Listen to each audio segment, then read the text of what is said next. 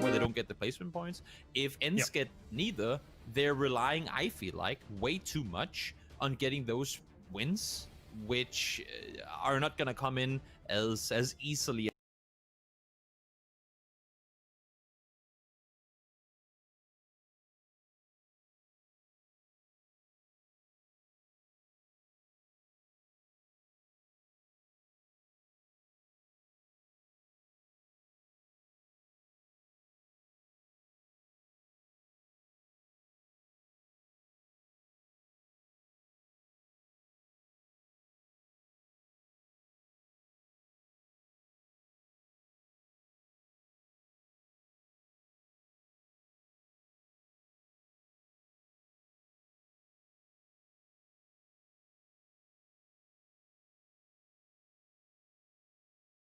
And helping where he can, I imagine, but still, Brixco, Chris, the two big names on that team. I'm happy to see they're back, and I'm curious to see how far they're going to be able to do this. So to the champion projection doesn't give too much faith, though, considering they're currently in third with just 1 point behind second. Only 3.2%. And I'm not sure if it gives pretty fast. Yeah, I would like to see them in the double digits. 1 point behind. I think that's probably based on the fact that FaZe got so many percentage off the back of yesterday, right? I think Toby, they started on something like 27% or something, and went up 50 to 58. It's ridiculous. I think that's probably based on the fact it is pretty insane. And I think if this is your bookmaker, like this is where you want to be placing your odds, because I'm not going to go out and say FaZe ain't going to win it, because with the way they're playing right now, they very well could. I'm just saying we have seen days for FaZe that haven't been that well. They have been want to be placing your odds, because I'm not going to go out and say FaZe.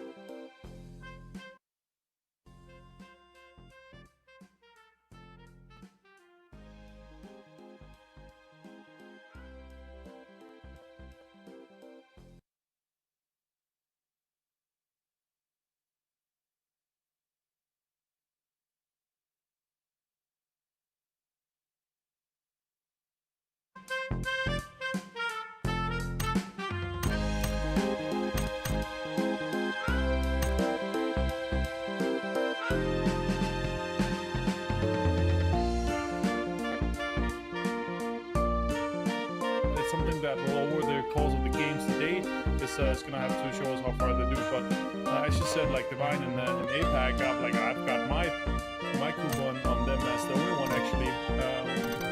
So far, obviously the coupon it closes tomorrow, I believe. Yeah. With the voting, so I'm curious to see. I'm curious to see how it's going to end up and everything. I'm still hoping for Divine to finish it out, but we'll see with the APAC region. I'm curious to see though, and very excited to see how we're gonna have the day to day. I think it's gonna put a lot of faith in the teams, and I don't know if you've seen the votes already. In like FaZeland has an insane amount of votes.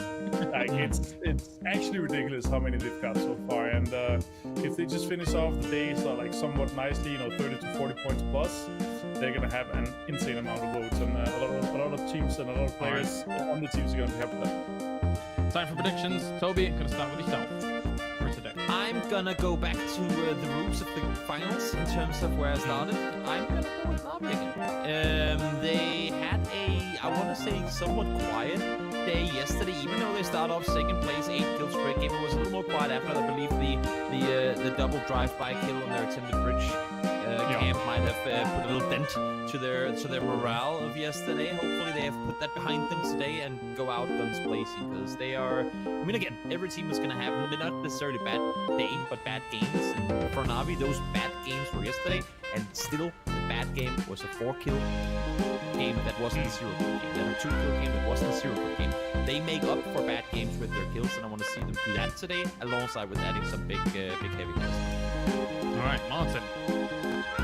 Yeah, so a team that had a very rough game and days against yesterday in yesterday's game is Omakan, and I think they're gonna have they're gonna come back. I don't think they're gonna accept having such a rough weekend, so I think they're gonna be coming back very strongly. I think we're gonna see them fragging out a lot, and especially if they manage to start off strong. I think they're gonna be really popping off today. So Omakan is my choice for today, and I'm expecting to see them around the 30+ point mark at least.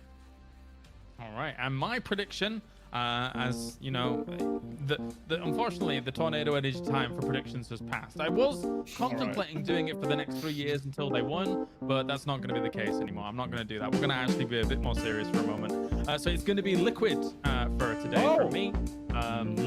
As yesterday, I mean, yes, they did get themselves 2 wins, but even EB says that they didn't feel like they were doing too well.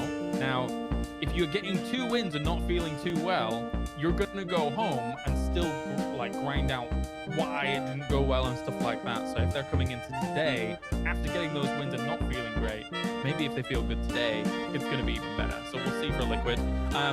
As we are 20 seconds out from the game, don't forget at home, ladies and gentlemen, you can be involved as well, because the Pick'em Challenge is currently on, and if you bind your Twitch account to everything, you can actually get involved.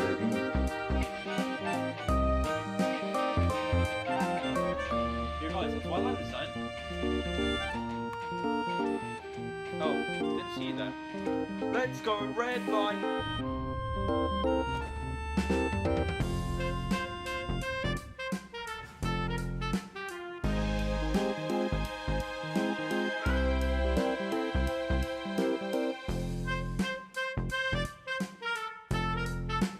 Always good to hear from the fans. It's quite fun, isn't it? Long may continue, but unfortunately they're not here. Poor guy. Michael let him down. Bad Michael. Well, we are into it. Southeast to northwest, it is going to be Miramar to start the day, of course, and then another one to follow. So plenty to be played for, and we've been looking towards the top of the course. I think it's an easy place to start. FaZe looking great, Na'Vi showing a brilliant performance thus far, but who else has stood out to you? I think so far it has to the turnaround of events that we saw when it comes to the side of the Northern Lights. Now, overall, standing-wise, it may not fully replicate that, but there are... I suppose this actually goes hand in hand with Team Liquid, right? Things are now starting to move in the right direction. We saw yesterday a standout performance from Batulins, firing all cylinders, dragging himself up to the top of the KD board, still up there with 22 in the best of the moment. To be honest, the whole board is just littered with Russian players. I think on damage done, out of the top 10, 8 players individually, like 5 out of the top 10 for kills. At the moment, this feels just like a Russian hobby. We spoke about it was over 20 or maybe even 25%. But so far, the CIS region is absolutely stomping, and this has been a telltale sign. Actually, I think for most of this year, I would prefer to look back all the way to the PCS charity event, and more people from that Pacific region are starting to shine. Certain teams are starting to stand out. Long may it continue, and long may the progress go, because I tell you what, still for me, Tornado Energy and Northern Lights, they are a shadow of what we've been seeing thus far throughout the competitions, and they have a lot of work to do in this hobby. So I think it's a really interesting topic to discuss as well, and it's something that I guess we haven't had much time to in PUBG specifically, is mostly single nationality-based teams have communication being a little bit more comfortable. A lot of PUBG teams are a bit of a mixture. You'll have, several regions coming together, and most of them speak very good English, don't get me wrong, but in most other games out there right now, especially FPS games, you're gonna have, your Finnish team, your Russian team, these sort of Swedish teams, wherever you want to look. So I do wonder if communication does become a little bit more of a fact, especially as we've said, the rise of the CIS region has provided some incredibly good teams. Like, unfathomably good. But then bear in mind, obviously, I think the big thing for me is that it's not just the top end. I think we're used to seeing, like, I'd say Northern Lights and Na'Vi towards the top end. But I don't think there's any slouches now in the CIS region. Every team's a little dangerous. Like, I look at Tornado Energy, for example. A 13th place is, you know, it's the sleeping lion. Once they wake up, they're going to be very deadly and pretty hungry, but they've been quite quiet thus far. But we all know what they can do on a good day. So it will be curious to see how it kind of continues. And, you know, obviously a couple of other regions having some standout teams. I'm looking towards Turkey having a few as well, sort of Turkish players showing some real firepower in it, not just being a kind of lobby fill, but definitely a very viable team and a dangerous team at that as well. So I'm interested to see which regions really rise to the top. I think we are still seeing the CIS era, as you said, to kind of kick off this year at least, and it seemed to continue. But we say this with FaZe sitting in first place, so obviously well aware that, you know, beyond that though, I look at the teams below them. You've got all region lot teams as such. ENCE is up there, Na'Vi up there, of course, GeForce W, I think all German. I'm gonna say so. I believe so. I know they're speaking German. at least Two in are the Austrian, excuse me. 2 are German, 2 are Austrian. all very good at their German. So they speak German together. So clearly on those clips coming into this as we were watching, lovely little pre-show piece. So I do wonder if it ever does shift that way, if it does become more region-based communication. Because PUBG, there's not much else like it when it comes to communication, right? It's a whole conversation. It's not just, you know, very simple forms. There's a lot to be said. So it does, you know, raise an eyebrow for me. But for now, we do see Liquid on the move nice and early, kind of as per. Nothing too surprising. A little bit of a northeastern circle. Shouldn't be too hard for anyone kind of east of San Martin, kind of basically where TSM is now, if you are keeping track. Wow, okay, hold on. How the hell did Mexi just lose his life there? That's a belter of a shot. I think it was from the Must have SK been as a big well, one. would suggest that it's come through from that specific gun and that specific player. I didn't quite catch it myself. I was looking at something else at the time, but certainly got the SKS skills. That if that has Straight come out of the through car, with if he's nailed it with a holographic, that's just one of those that you just gotta take it and say fair play. It's a wild and windy Can't shot do and it anything sounded about that, target. can you? No, absolutely not. Especially when you if you're doing it with a close combat scope. Right. It's like those ones where you just take the card out of the air, just the card right by the distance. You know what? We'll just lean it and take a shot, and 30 Give it seconds later you get the kill. It's like, oh, well, there we go then. That happened. Yep. It'd be interesting to see how many of these modes happen. And I feel for Liquid, obviously, rotation route now feeling less viable. I mean, they barely left Picardo. They were just east of it, so it's not like they could have done much else. What, you go north through Northern Lights and TS. There was no easier route, so I guess credit then just goes to Blaze hitting a really good shot. But a player down, never nice to begin with, and they were a team that could have potentially fought for a quite central position, maybe a little bit further south from the circle, of course. But their moving early does open up that viability. In the north, though, Na'Vi. Comfy route in near the bystanders. Again, when I look at Na'Vi, I don't expect early game fighting, really, but Tornado Energy could pose a problem to them. I recall not too long ago, Tornado Energy, and who else was it? Oh, there was another team that Conte was a nuisance to them, so I'm interested to see, oh, hello, if they have clean entry paths. And I also want to point out, I've been seeing some clips, and old Break's been having a little meme on the watch parties. Shut up, Break, you won't be a guest on the show if you keep that up, alright? Mind yourself. Little Larry pretending he's going to be a guest on the show. Shocking behaviour.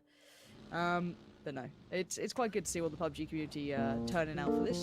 Got to see Chocolate Taco yesterday, chilling out in stream like a nice boy, unlike Break being a nasty boy. And FaZe on the move. Where are they at the moment? Going in south, just north of Los Leones. It's a fair distance up against the circle, but you know what? Play it low and slow. You won't be at least running into anybody, and that's the one saving grace for this one. It could still go anywhere. The fact that we've got next to no water in this first initial one. There are tendencies now and again, but it still can go absolutely anywhere. We get the hard shift and away we go. So staying on the edge gives them options to stay out of line of sight, stay out of line of fire. Just a nice safe approach, which I'm totally okay with. One team I think it's worth noting on and touching on is probably TSM from yesterday. We know that they've been a little bit of a struggle bus, I want to say, in weekend number 1. And yesterday, don't get me wrong, it wasn't the worst performance of the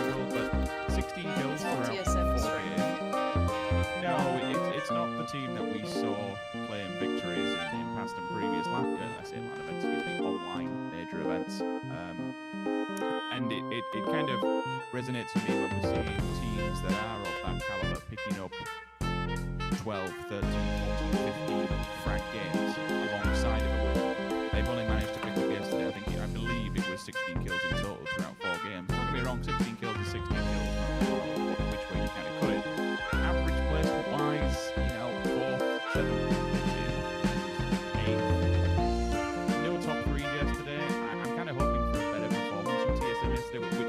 It kind of, for me, when I look at this scoreboard in total, I look at what Liquid managed to harness together. Yes, they had the 16th place. Yes, they have had 4 16th places across less than 4 days this far, which it ain't cracking.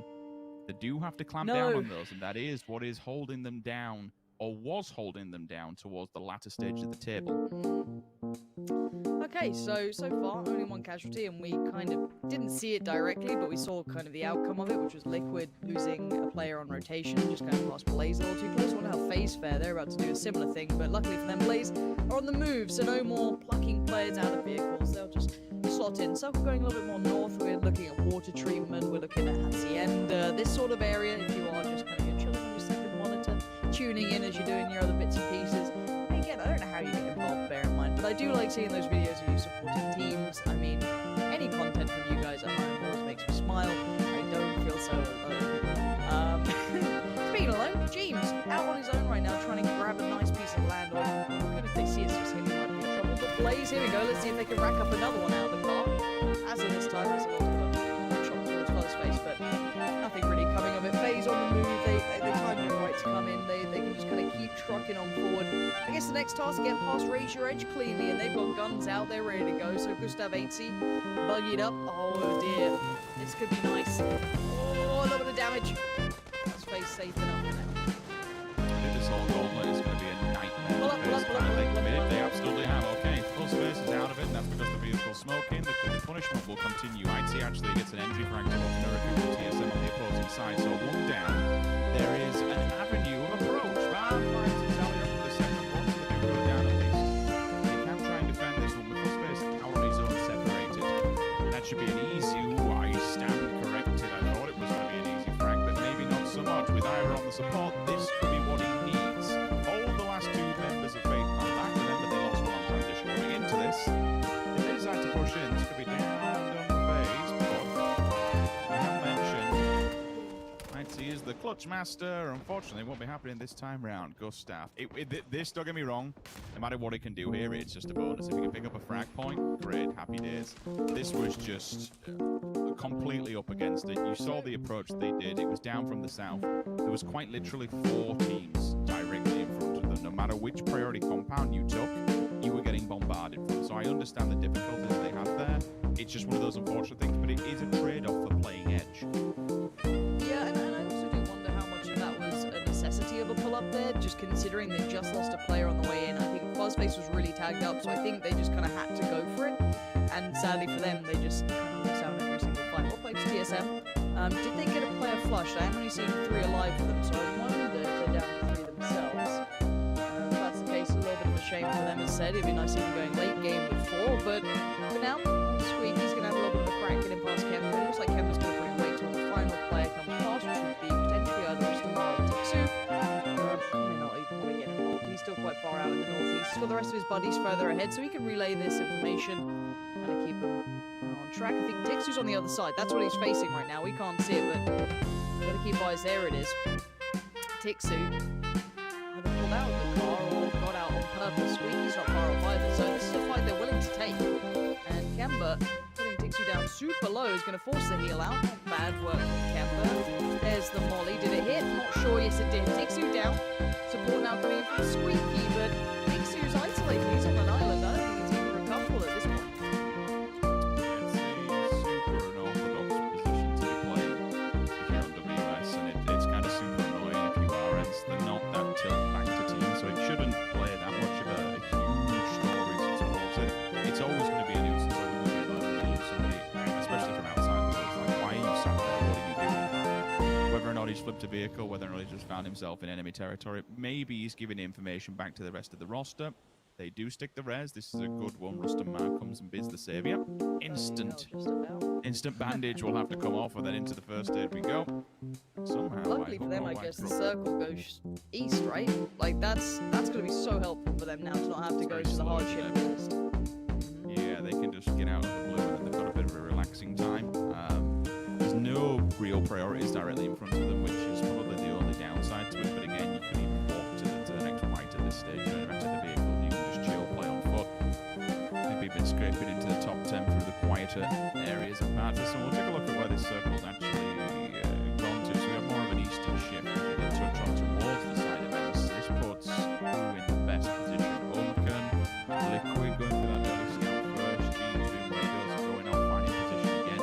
We do get that potential trade-off of losing Jeans out on his own, but he's doing his job. He's getting a good amount of land for Liquid to fold into. They will be a little bit more quieter. Second player falling for TSM. Two different teams, two different rosters actually shooting towards. Bad goes down by Tornado, and then get picked up by a different one, which kind of tells you all exactly how hot this ground is going to be and how clustered and close together these teams will be fighting off against one another.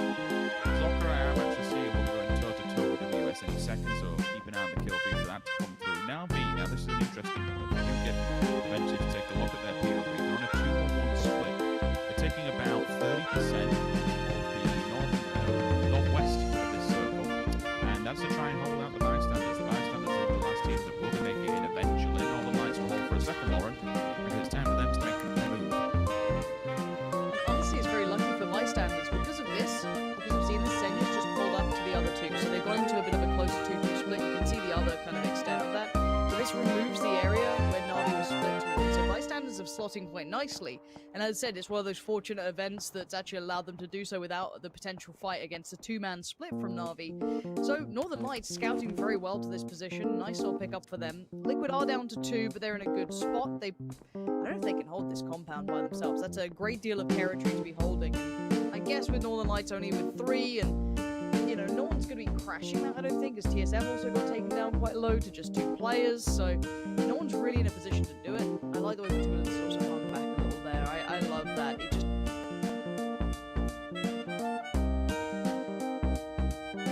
focus on the area around. They don't have to be too worried. And he can hold this. It gives them a bit of land. It gives them a bit of territory to play with. And the circle is going to be a 50-50.